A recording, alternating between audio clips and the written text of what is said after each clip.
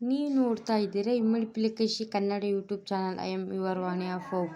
ಸಮಾಜ ವಿಜ್ಞಾನ ಪಠ್ಯಪುಸ್ತಕ ಪರಿಷ್ಕೃತಿ 2024 ಭಾಗ 1 9ನೇ ತರಗತಿ.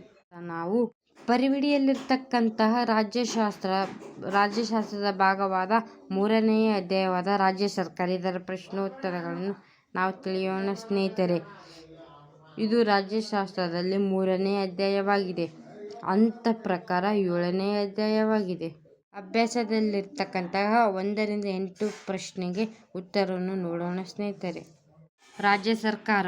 ಸಂಖ್ಯೆ 1, ಪೀಠಸ್ಥಳ ತುಂಬಿರಿ. 1ನೇ ಪ್ರಶ್ನೆ, ಭಾರತವು ಡ್ಯಾಶ್ ರಾಜ್ಯಗಳನ್ನು ಮತ್ತು ಡ್ಯಾಶ್ ಕೇಂದ್ರಾಡಳಿತ ಪ್ರದೇಶಗಳನ್ನು ಒಳಗೊಂಡಿದೆ. 28 8. 2ನೇ ಪ್ರಶ್ನೆ, ಕರ್ನಾಟಕ ರಾಜ್ಯ ವಿಧಾನ ಪರಿಷತ್ ಡ್ಯಾಶ್ ಸದಸ್ಯರನ್ನು ಒಳಗೊಂಡಿದೆ. 75. ರಾಜ್ಯ ಮಂತ್ರಿಮಂಡಲವು ಡ್ಯಾಶ್ ಮತ್ತು ಡ್ಯಾಶ್ ಗಳನ್ನು ಒಳಗೊಂಡ ನೈಜ ಕಾರ್ಯಾಂಗವಾಗಿದೆ. ರಾಜ್ಯಪಾಲರು ಮತ್ತು ಮುಖ್ಯಮಂತ್ರಿ.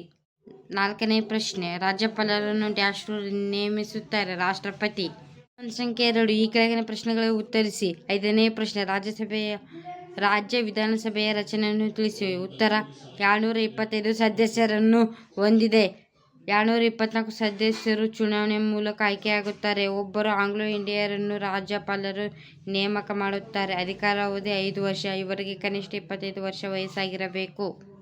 6ನೇ ಪ್ರಶ್ನೆ, ರಾಜ್ಯ ವಿಧಾನ ಪರಿಷತ್ತಿನ ಸದಸ್ಯರು ಯಾವ ಯಾವ ಕ್ಷೇತ್ರಗಳನ್ನು ಪ್ರತಿನಿಧಿಸುತ್ತಾರೆ. ಉತ್ತರ: ವಿಧಾನಸಭಾ ಸದಸ್ಯರು ಸ್ಥಳೀಯ ಸಂಸ್ಥೆಗಳಿಂದ, ಪದವೀಧರರ ಕ್ಷೇತ್ರಗಳಿಂದ, ಶಿಕ್ಷಕರ ಕ್ಷೇತ್ರಗಳಿಂದ, ರಾಜ್ಯಪಾಲರಿಂದ. 7ನೇ ಪ್ರಶ್ನೆ, ರಾಜ್ಯಪಾಲರ ಅರ್ಹತೆ ಮತ್ತು ಅಧಿಕಾರಾವಧಿಯನ್ನು ವಿವರಿಸಿ. ಉತ್ತರ: ಅರ್ಹತೆ: ಭಾರತದ ಪ್ರಜೆಯಾಗಿರಬೇಕು. 35 ವರ್ಷ ವಯಸ್ಸಾಗಿರಬೇಕು. ಯಾವುದೇ ಲಾಭದಾಯಕ ಹುದ್ದೆ ಹೊಂದಿರಬಾರದು. ರಾಜ್ಯ ಶಾಸಕಾಂಗ ಅಥವಾ ಸಂಸತ್ತಿನ ಸದಸ್ಯರಾಗಿರಬಾರದು. ನ್ಯಾಯಾಲಯದಿಂದ ಶಿಕ್ಷೆ ಪಡೆದಿರಬಾರದು.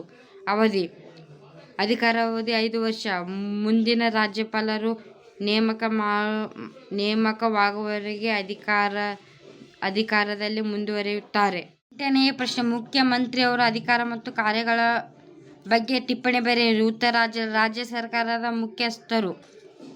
ಸರ್ಕಾರದ ಯಶಸ್ಸು ಅಥವಾ ಅವನತಿ ಇವರ ವರ್ಚಸ್ಸನ್ನು ಆಧರಿಸಿದೆ.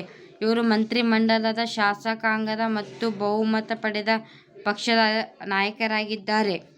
ಅಧಿಕಾರ ಮತ್ತು ಕಾರ್ಯಗಳು: ಸಚಿವರ ಪಟ್ಟಿ ಸಿದ್ಧಪಡಿಸಿ ರಾಜ್ಯಪಾಲರಿಗೆ ನೀಡುವುದು. ಸಚಿವರಿಗೆ ಖಾತೆ ಹಂಚುವುದು. ಸರ್ಕಾರದ ಮುಖ್ಯಸ್ಥರು.